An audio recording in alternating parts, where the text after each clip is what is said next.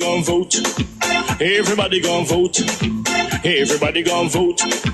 Everybody gon' vote. Comrade! Labor right, them a go down, bong. Them a go down, bong. Them a go down. Is that? Margie, him a God picking. No hope their work if you touch Margie. Margie, him a God picking. No hope their work if you touch Margie. We now vote for Labour. Orange we a come out in now. If you love the PNP, who no step out for Marky G. Jamaica just come along with we. People time come, people time come, people time is up.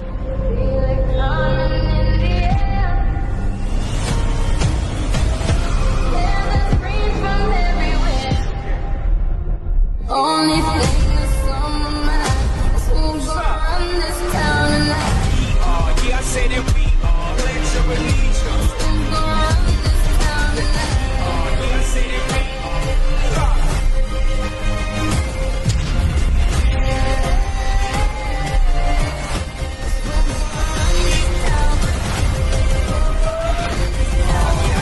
We gonna run this town.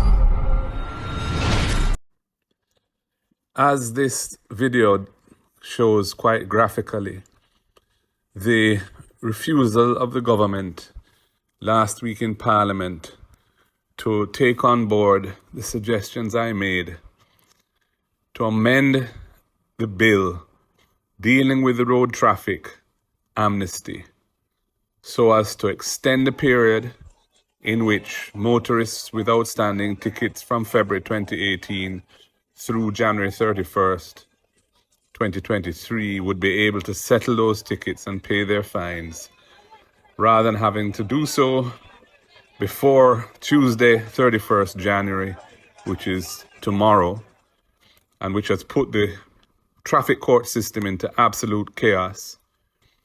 Instead, would have allowed a much more orderly and rational approach by allowing persons to settle those tickets at any time up to the end of April, and also to enable the fines to be paid through the tax office if that is a preference of the ticket holder, and take some more pressure off of the traffic court system.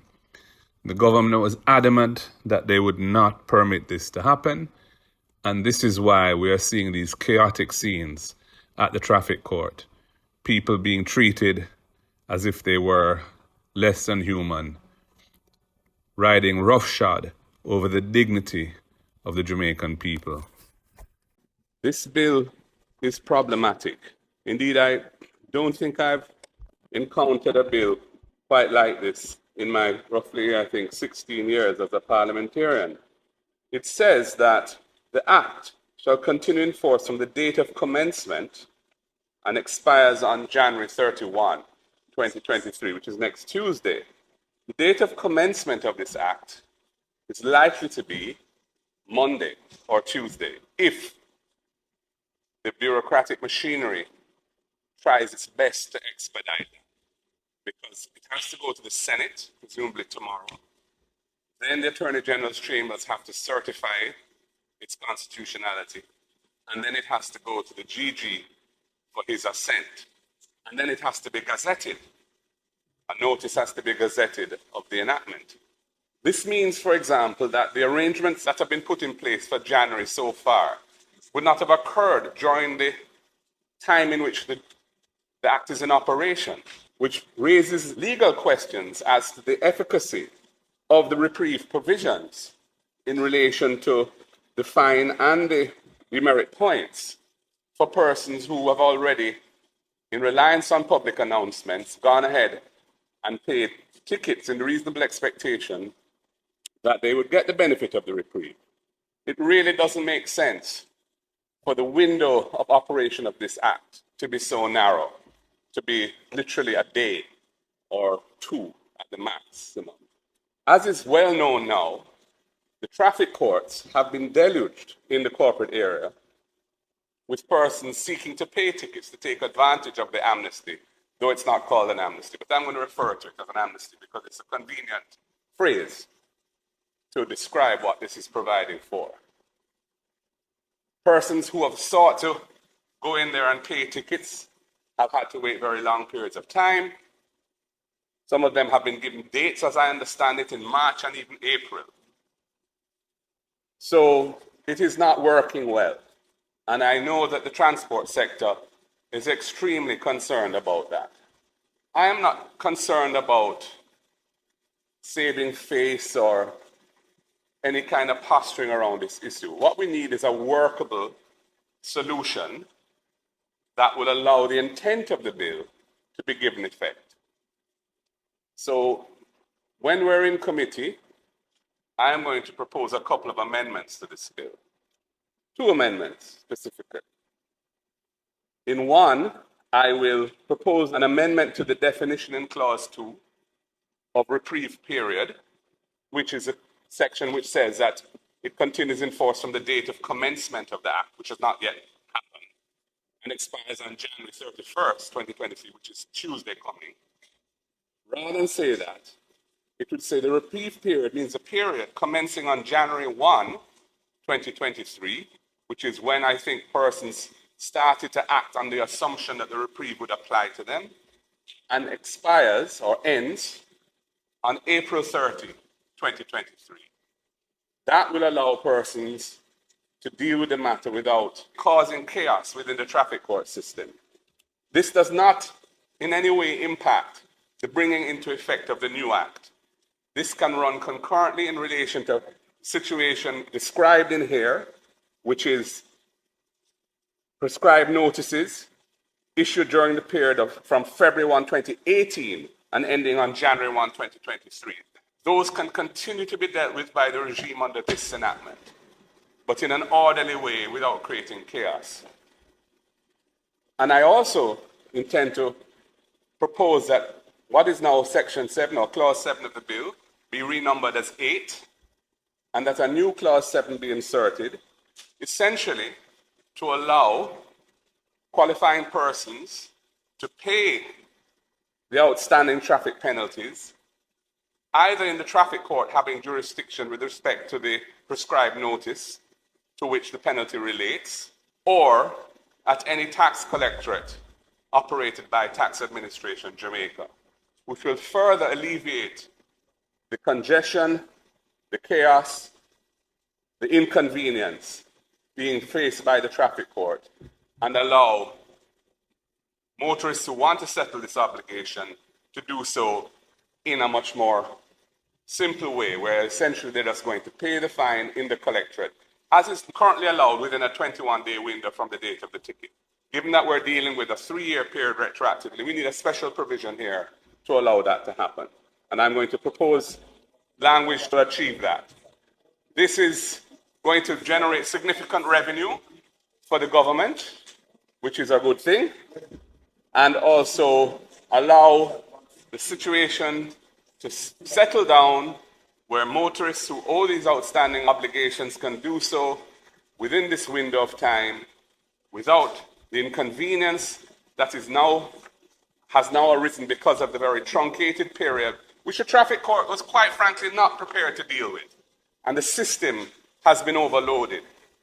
This will enable the system to accommodate it, enable the revenue to be earned, enable the motorists with outstanding tickets to satisfy their liabilities, and we move forward as of February 1, which is my understanding, under the new act going forward in relation to how we regulate road traffic issues.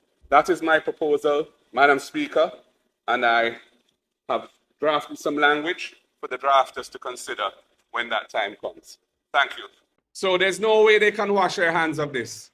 And Mr. Goling went further. He questioned the Prime Minister's decision to close his account at SSL in 2021. The Prime Minister was an account holder there, was an investor in that institution. In fact, resources to build his castle came, by his own admission, from that institution. Every poor man must build his castle. And in 2021, he closed his account. How is it that he did that, and why did he do it? And in 2022, by the end of 2020, going into 2023, the institution is in crisis. Everything crashed. The people of Jamaica are looking on, and they are very skeptical. They want to know the truth of what has taken place. They need answers. Mark Golding, leader of the opposition and president of the We legislators clearly overlooked the impact of Section 73(1) and the definition of child in the new Road Traffic Act 2018 when it was passed. Those provisions should have had an exclusion so that the child seat requirement does not apply to public passenger vehicles. Indeed, in most states in the United States of America, for example, there is no requirement for public passenger vehicles to have baby seats. And in our context in Jamaica, it is wholly impractical to require taximen and buses to provide baby seats and child seats for children under 12, which is what the law as written now requires. The enforcement of this provision is going to cause no end of problems for the transportation of children in Jamaica, and the police should desist from enforcing this rule in relation to public passenger vehicles until the law is amended. I intend to draft and bring to Parliament a private member's bill to cure this defect in the Road Traffic Act, and I hope I will get the support of all parliamentarians to ensure its speedy passage when I do so. Now, we haven't seen the report. All that was delivered to Parliament was one hard copy and a thumb drive, but it was tabled.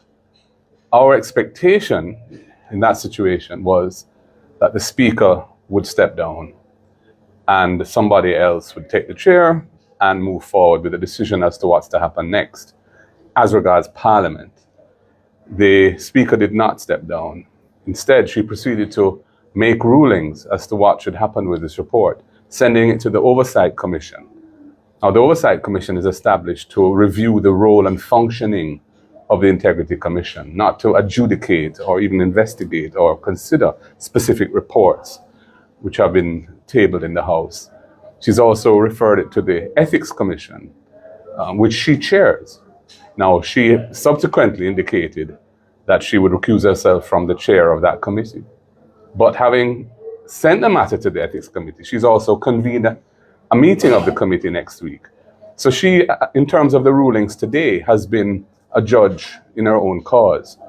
And I stood up to ask certain questions arising from those decisions, and I was not allowed to say a word. There's a new microphone system in the Parliament now. Today is the first day we're using it. And it does not allow you to speak. It's not activated as a microphone unless the Speaker does that. And she refused to activate my mic. So I was unable to speak.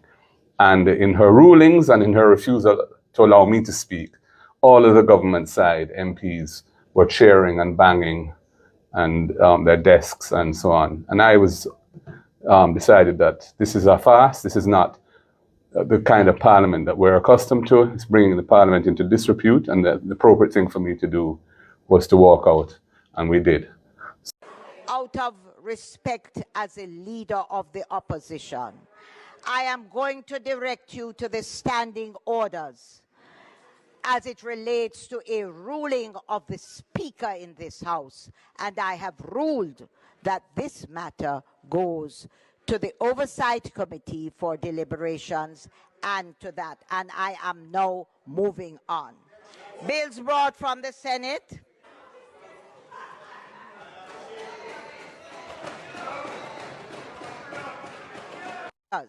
Read it. I am following, and I did say I would follow the procedures strictly.